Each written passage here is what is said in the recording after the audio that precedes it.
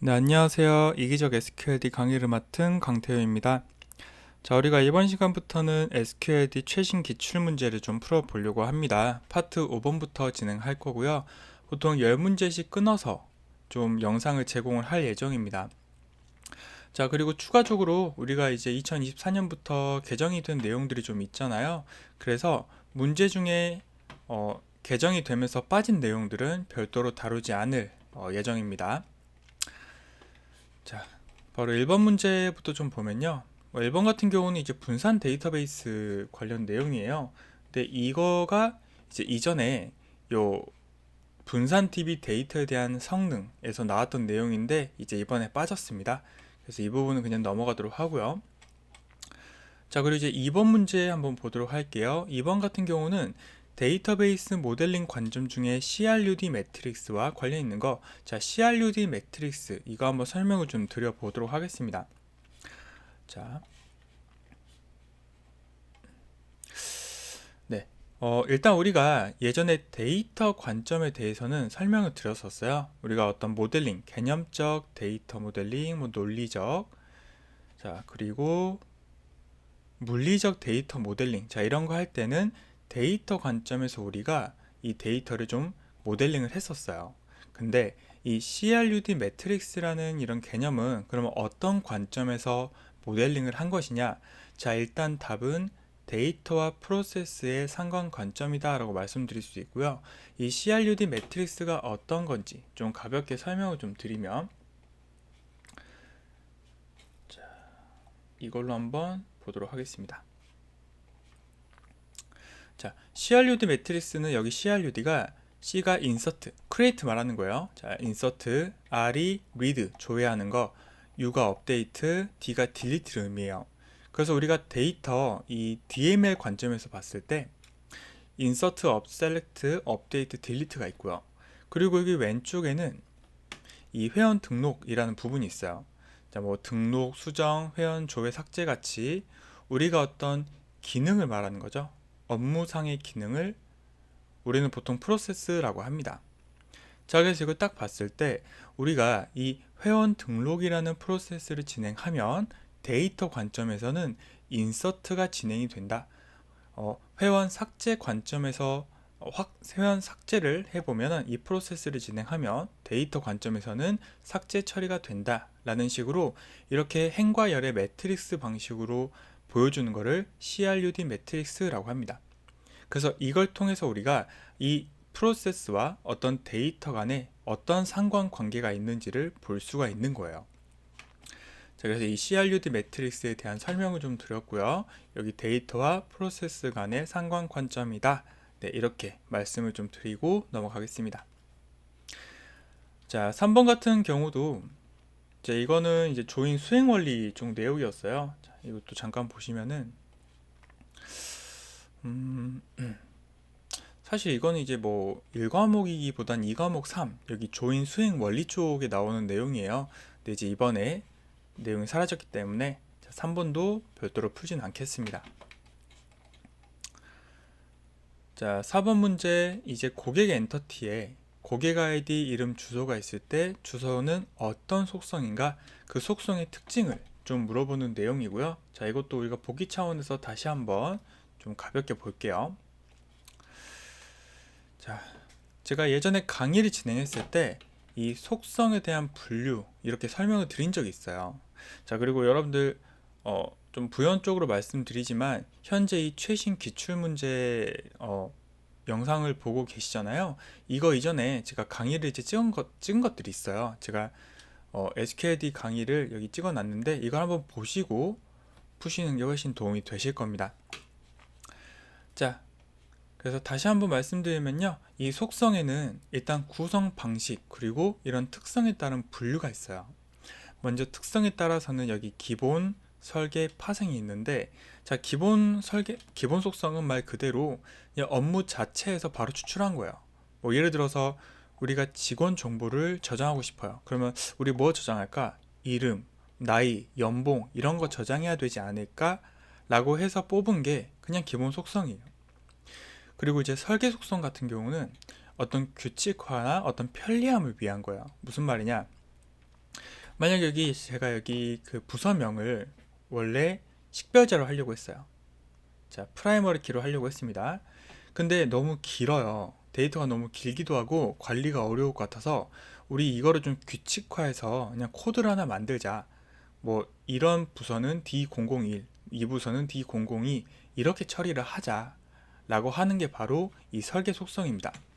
그러니까 기본적으로 만들어진 건 이거예요. 근데 이거를 좀 쉽게 만들기 위해 어떤 규칙화를 한 이 설계 속성을 의미하고요.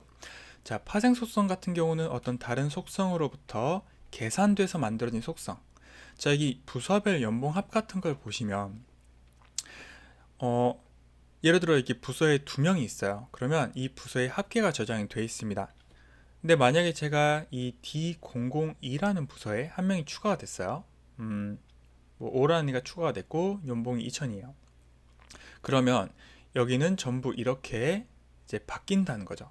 그래서 이 컬럼에 따라서 이 컬럼이 추가됨으로써 자동으로 계산되는 파생되는 컬럼을 이렇게 파생 컬럼이라고 합니다.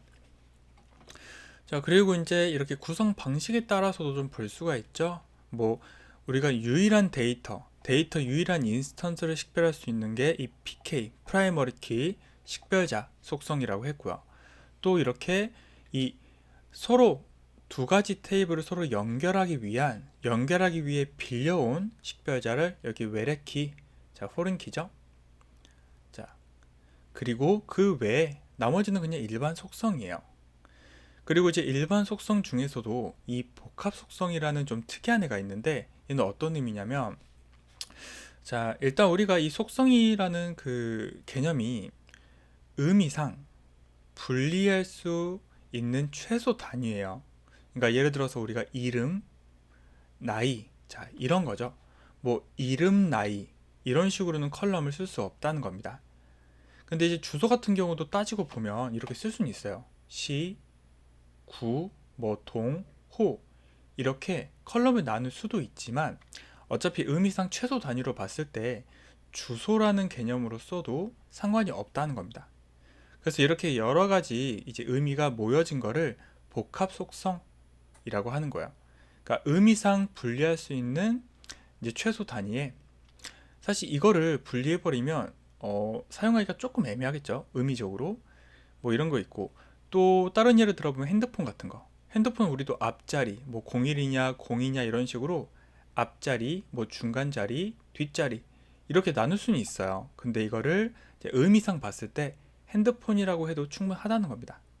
그래서 이런 내용을 복합 속성이다라고 하는 거고요. 자, 그랬을 때 다시 문제로 돌아가서 그럼 주소는 어떤 속성이냐? 복합 속성이라고 보시면 되겠습니다. 자, 그래서 사실 이 문제 자체는 조금 제 개인적으로 약간 아쉬워요. 파생이나 설계는 무조건 아닌데 사실 일반 속성이기도 하거든요. 그래서 물론 여기서 더 원하는 바는 복합 속성이긴 한데 뭔가 좀 더 추가적인 힌트가 있었으면 좋았겠다라는 생각이 좀 듭니다. 자, 다음으로 넘어가서 5번 문제. 여기 자, 데이터베이스 3층 스키마. 자, 이것도 일단 여러분들이 종류 아시면 돼요. 외부, 내부, 그 안에 개념 단계 세 가지가 있고 사용 단계라는 건 없습니다. 자, 이것도 한번 가볍게 우리 복기 차원에서 말씀드려보면요. 자, 우리가 이 스키마라는 거는 그냥 여러분들이 어떤 관점이라고 좀 보시면 될 것 같아요. 그리고 이 중간에 개념 스키마에다가 어떤 테이블을 하나 딱 쓰시는 거예요. 직원이라는 테이블이 있어요. 그럼 우리는 이 외부적인 사용자, 외부 스키마의 특징이 여러 사용자 각각의 관점이에요. 즉, 이 사람은 직원의 아이디랑 이름을 보고 싶을 수도 있고요. 두 번째 사람은 주소만 보고 싶을 수도 있어요. 세 번째 사람은 뭐 연봉이랑 이름만 보고 싶을 수도 있어요. 이렇게 사용자 각각이 이 하나의 직원 테이블을 보고 싶은 대로 보는 거. 이게 바로 외부 스키마 관점이에요. 그리고 이제 내 개념 스키마는 말 그대로 이 테이블 자체는 하나밖에 없어요. 그래서 이제 이 안에 통합적으로 우리가 이 테이블에다가 뭐 컬럼을 추가할 수도 있고 뭐 제약 조건 넣을 수도 있고 막 하잖아요. 그래서 이거를 통합적으로 관리를 하는 게 바로 이 개념 스키마고, 이런 키워드, 통합적, 전체적, 이런 거 기억해 주시면 좋습니다.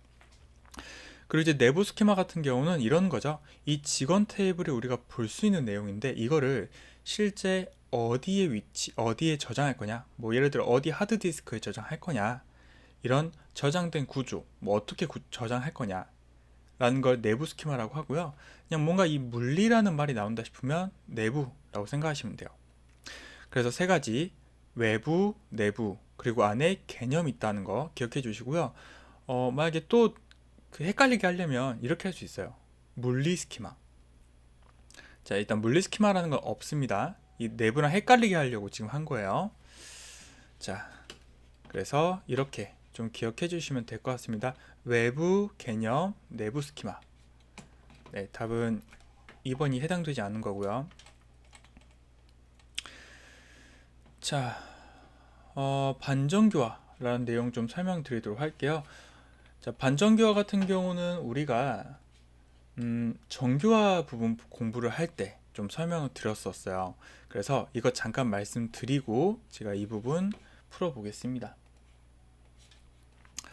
자, 일단 우리 정교화라는 개념은 뭐였냐? 이 데이터가 중복되는 것을 제거를 하고요. 뭔가 관심사별로 처리되도록 엔터티를 쪼개는 활동이었어요. 이를 통해서 어떤 데이터가 잘못 처리되는 이상 현상을 방어할 수도 있었습니다. 그래서 보통 우리가 이 정교화를 언제 하냐면 논리적 데이터 모델링을 할 때 정교화를 필수적으로 해요. 필수적으로. 자, 그리고 나서 이 반대로 반정교화는 무슨 말이냐? 정교화의 이제 반대 개념이에요. 그러니까 중복을 허용하고 이런 이상한 현상이 발생할 수 있는 상태를 의미를 합니다. 그래서 밑에 그림으로 보시면 지금 이쪽 그림 좀 확대해 볼까요? 자, 이거 같은 경우는 이 직원이 헬로 1234라는 직원이 연락처가 2개, 주소가 2개 있어요. 그래서 모든 경우의 수를 조합하다 보니까 데이터가 중복이 된 걸 볼 수가 있습니다. 자, 이렇게 중복도 돼 있고, 만약에 제가 이 사람의 연봉을 바꾸려고 해요. 5천으로 받고 싶은데 이렇게 하나의 데이터만 바뀌어버리면 나머지 데이터는 일치하지 않는 그런 이상한 현상이 발생한다는 거예요. 그래서 우리는 이런 문제를 해결하기 위해 오른쪽처럼 정교화를 진행을 합니다. 자, 여러 개의 문제가 된 데이터를 쪼갰으로써 각각 중복이 제거된 걸 볼 수가 있고요. 자, 그럼 우리가 이 정교화를 하는 이유는 뭐였냐? 일단 이 정교화했을 때 일단 DML, 어떤 그 데이터를 넣거나 수정하거나 삭제할 때는 성능이 무조건 향상을 합니다. 자, 근데 조회할 때는 이 정교화를 하는 게 성능이 향상될 수도 있고요. 혹은 저하될 수도 있어요. 특히 우리는 이 성능이 저하될 때 반정교화라는 개념을 고려해 볼 수가 있는 겁니다. 다시 합치는 거야, 데이터를. 자, 예를 좀 들어볼게요. 우리가 왜 반정교를 해야 되냐? 먼저 테이블이 하나 있을 때 우리가 이 직원이란 테이블에서 대부분 이름과 연봉까지만 조회를 한다고 해볼게요. 근데 여기서는 그 다른 정보도 있기 때문에 데이터를 가져올 때 출력하는 양이 좀 많죠. 그러니까 여기 만약에 컬럼이 한 100개 있다고 쳐볼게요. 근데 우리가 자주 쓰는 건 이 세 가지밖에 없는데 나머지 정보도 싹 다 가져오기 때문에, 자, 이 경우에는 좀 그 데이터 입출력, 데이터를 출력할 때 낭비가 되는 겁니다. 그래서 제가 이거를 그 분할을 했어요. 보시면 이렇게 자주 쓰는 컬럼 따로, 그리고 직원 탭을 따로 뒀습니다.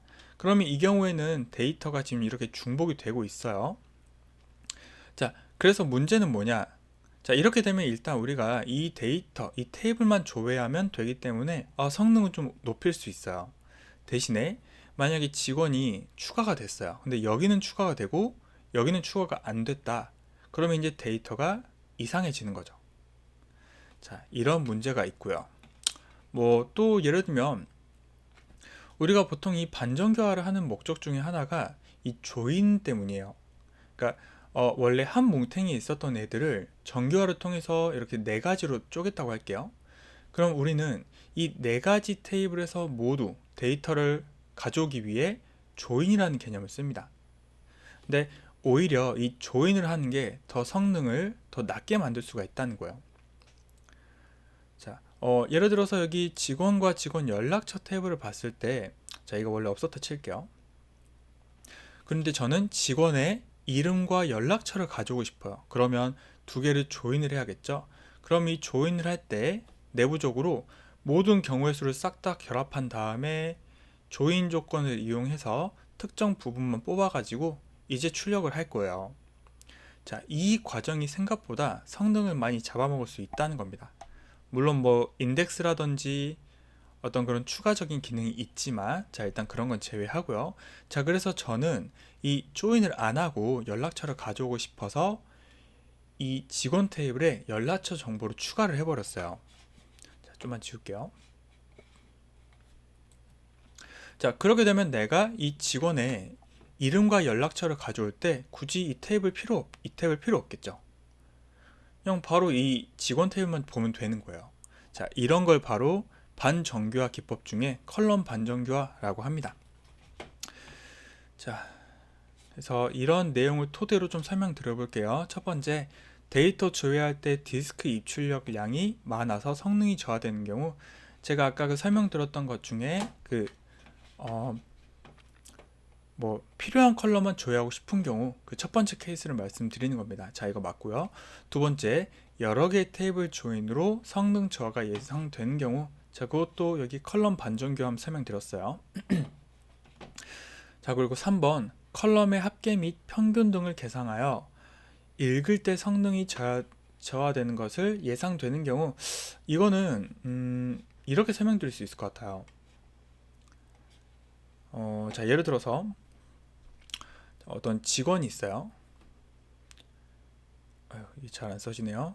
직원과 직원의 어떤 연봉 정보, 그리고 자, 부서 정보가 있습니다. 그럼 직원은 계속 추가가 되겠죠. A, B, C, D, E 나오고, 뭐 부서는 D001, D001, 여기는 E, E, E라고 할게요. 자, 연봉은 뭐 다 그냥 1000씩 있다고 하겠습니다. 자, 그리고 나서 우리가 이 부서별로 연봉의 합계를 구하고 싶어요. 그럼 어떻게 해야 되냐? 요 테이블을 전부 조회해가지고 뭐 그룹 바이를 하겠죠. 그룹 바이를 해서 D0001은 2000 있습니다. 자, D002는 3000 있습니다. 이렇게 계산이 될 거예요. 근데 이거를 여러분들이 이 계산을 하고 싶을 때마다 이걸 계속 조회하면 이것도 성능이 아깝다는 거죠. 만약에 직원이 뭐 100만 명이에요.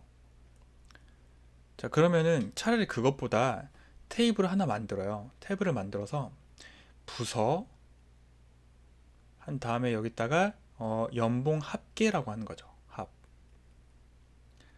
자, 그러면 이 직원 테이블에 데이터가 들어갈 때마다 여기에 해당하는 부서에 업데이트만 해주면 돼요. 뭐 이렇게 2000, 자, 여기에 2000, 3000이 있었을 때 만약에 어떤 직원이 추가가 됐는데 이 부서다. 그럼 여기가 그 연봉이 더해진다는 거죠. 그럼 합계를 구할 때 이것만 보면 되기 때문에 이런 100만 건 데이터를 읽을 필요가 없다는 겁니다. 자, 물론 문제는 이거예요. 이 반정교화의 가장 큰 문제점은 데이터가 한쪽은 추가가 됐는데 한쪽은 그게 반영이 안 됐을 때 데이터가 불일치되는 현상이 제일 큰 문제라는 거예요. 그래서 우리 이제 현업 같은 경우에는 데이터의 안정성이 훨씬 더 중요하기 때문에 보통 반정교화는 잘 안 하는 편입니다. 네, 그런 내용이고요. 자, 4번 같은 경우는 정교화는 함수적 종속 관계는 위반하지 않지만, 자, 이거는 그 정교화의 특징이죠.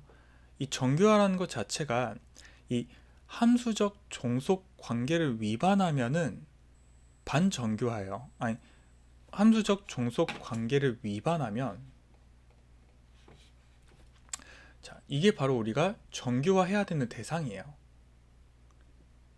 그래서 위반하지 않는다는 건 뭐 정상적인 상태라는 거고, 데이터를 중복을 감소시켜서 성능을 향상시켜야 하는 거는 정교화에 대한 설명이죠. 자, 이 데이터 중복을 오히려 허용하는 게 이 반정교화의 개념입니다. 그래서 일단 답은 자, 4번이 되겠습니다.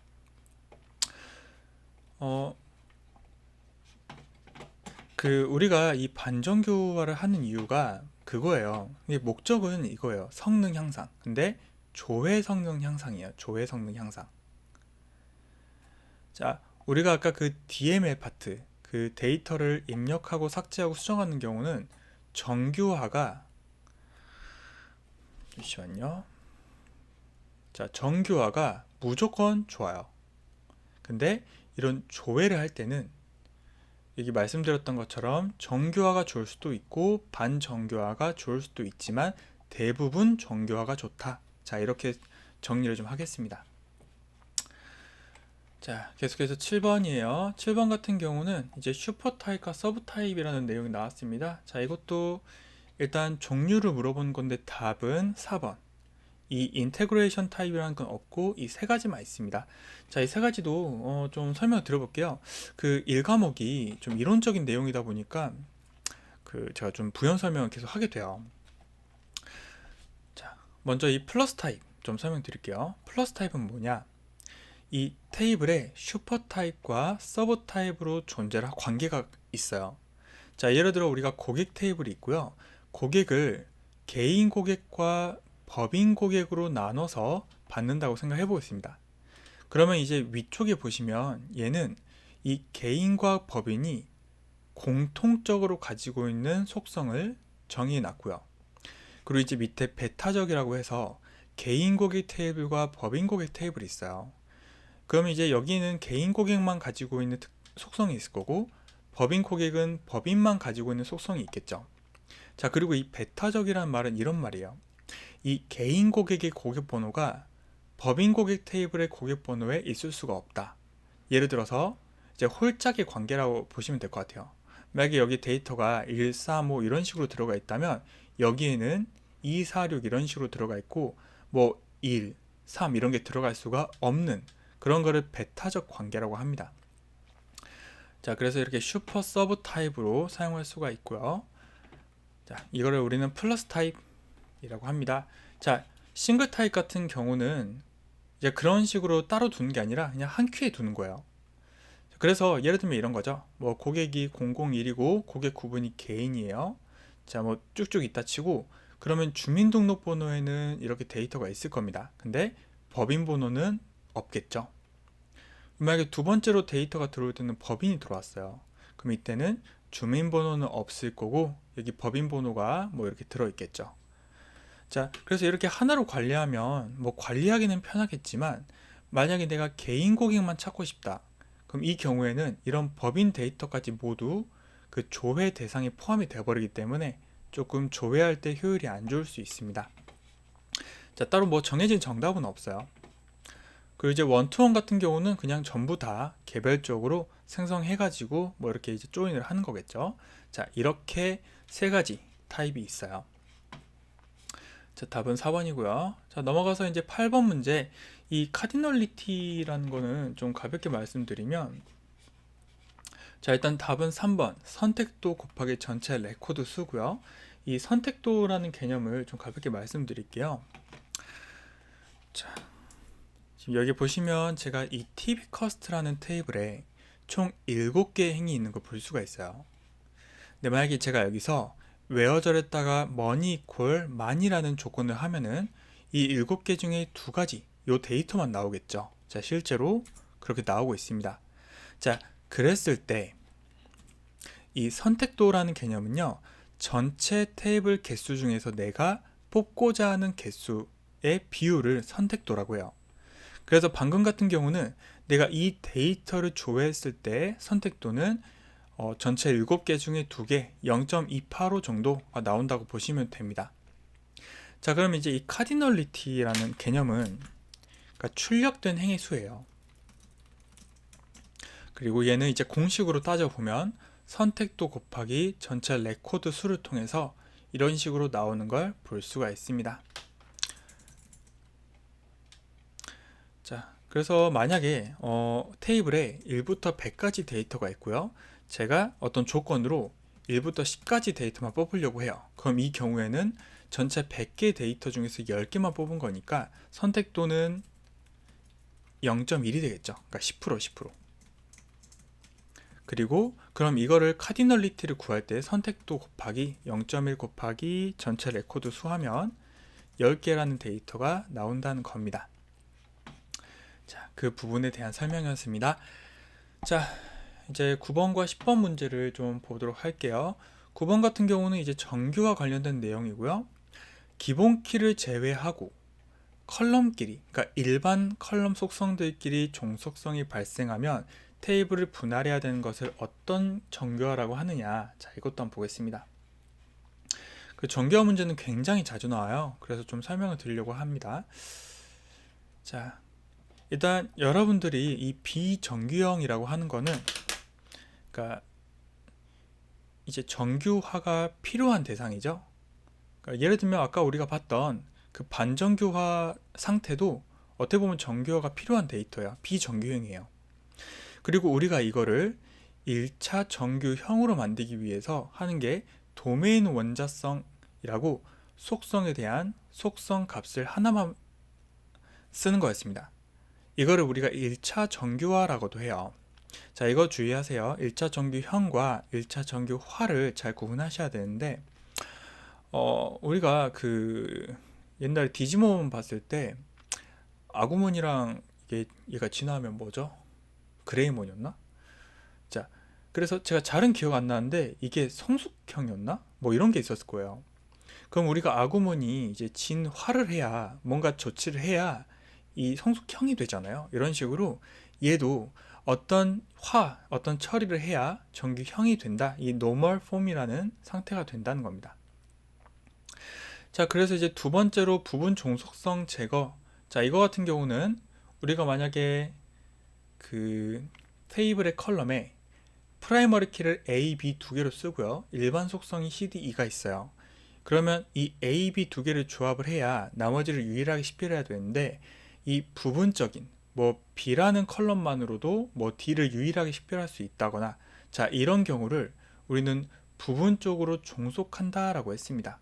그래서 이런 거를 없애기 위해서 엔터티를 쪼개주는 활동을 부분 종속성 제거, 즉 2차 정규화라고 했어요. 2차 정규화가 완료되면 2차 정규형이 되고요. 자, 잠깐 지울게요. 자, 그리고 이제 아까 문제에서 나왔던 게 바로 이 이행 종속 제거라는 뜻이에요. 이게 무슨 말이냐면,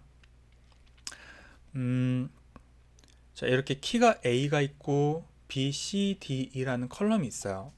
자, 이 경우에는 뭐 A라는 그 컬럼이 식별자이기 때문에 나머지를 다 유일하게 식별합니다. 자, 문제 없어요. 이 NF를 만족합니다. 이걸 이제 완전 함수 종속한다 해요. 근데 이렇게 키가 아닌 일반 속성끼리, 뭐 예를 들어 D가 부서 코드라고 하고 E가 부서명이라고 해볼게요. 그러면 이 D가 E를 유일하게 식별할 수가 있는 거예요. 자, 그래서 이런 거를 일반 키가 아닌 일반 속성끼리 종속성이 존재한다라고 하고요. 이거를 왜 이행 종속이라고 하냐? 자, 이행 종속은 이런 의미죠. A는 식별자이기 때문에 D를 식별할 수가 있고, D가 지금 일반 속성이 E를 식별할 수가 있어요. 그 말은 A도 E를 식별한다. 뭐 이런 게 이행 속성인데, 그래서 이런 거를 제거해 줘야 됩니다. 그래서 여기 D, E를 또 쪼개줘야겠죠. 제가 강의에서는 3NF까지 설명을 드렸어요. 그 뒤로는 사실 실무에서도 안 하기 때문에 문제에서 나온다 하면 이제 이런 키워드 정도만 나올 겁니다. 뭐 3NF에서 BCNF로 가기 위해서는 뭐 뭘 해야 되냐, BCNF에서 4NF로 가려면 뭘 해야 되냐, 이렇게 키워드 정도로만 알아주시면 될 것 같고요. 직접 풀이하는 거는 3NF까지는 해주시면 좀 잘 정리가 되실 것 같습니다. 자, 그래서 답은 제3정규화를 통해서 3정규형으로 만들어야겠죠. 이 말이 이행 종속 제거랑 똑같고요. 자, 그리고 이제 10번, 오늘 10번까지 좀 풀어보도록 하겠습니다. 일단 이 문제는 ERD를 풀 수 있냐라는 문제고요. 여기 고객 말고 그룹이라고 좀 바뀌어야 되는데 이걸 보고 할게요. 자, 이렇게 좀 진행하겠습니다. 자, 그래서 이걸 토대로 한번 좀 문제를 풀어볼 거예요. 첫 번째, 그룹 마스터는 여러 개의 동일한 그룹 아이디를 가질 수 있다. 자, 이 그룹 마스터라는 요 엔터티가 여러 그룹 아이디를 가질 수 있다. 자, 안 되겠죠? 자, 왜냐면 현재 이 데이터는 i 표현 기법이에요. 그리고 i 표현 기법은 여기 이 짝대기를 기준으로 위쪽에다가 pk, 즉 식별자를 적습니다. 근데 우리가 이 식별자는 중요한 규칙이 있었어요. 중복이 되면 안 된다는 거, 그리고 널값이 있으면 안 된다는 거. 자, 그러다 보니까 이 그룹 마스터의 그룹 아이디는 뭐 이런 식으로 들어 있어야겠죠. A, B, C, D, E. 근데 여러 개의 동일한 이런 거는 불가능하다는 겁니다. 자, 그리고 2번 한 명의 사용자는 여러 개의 그룹에 속해야 된다. 자, 한번 잠깐 지울게요. 자, 한 명의 사용자, 아이고.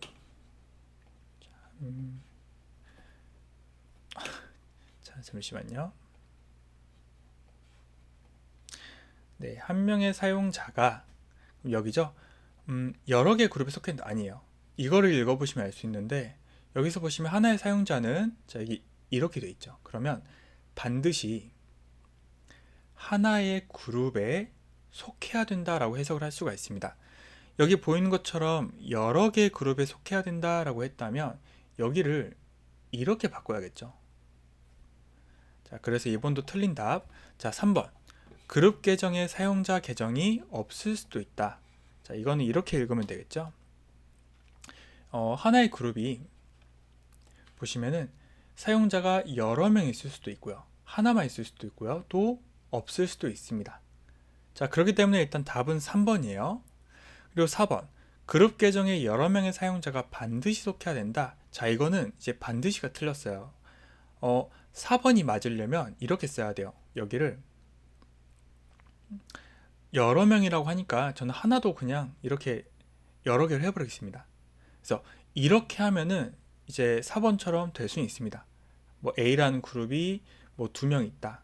B라는 그룹이 3명 있다. 라는 걸 표현할 수가 있는데 일단 여기서는 그게 아니라 이 0이라는 기호도 있기 때문에 뭐 1명 있거나 혹은 0명 없을 수도 있다. 라고 표현이 된다는 겁니다. 자, 그래서 답은 이제 3번이 되고요. 자, 다음 시간에 11번부터 풀도록 하겠습니다. 자, 수고 많으셨어요.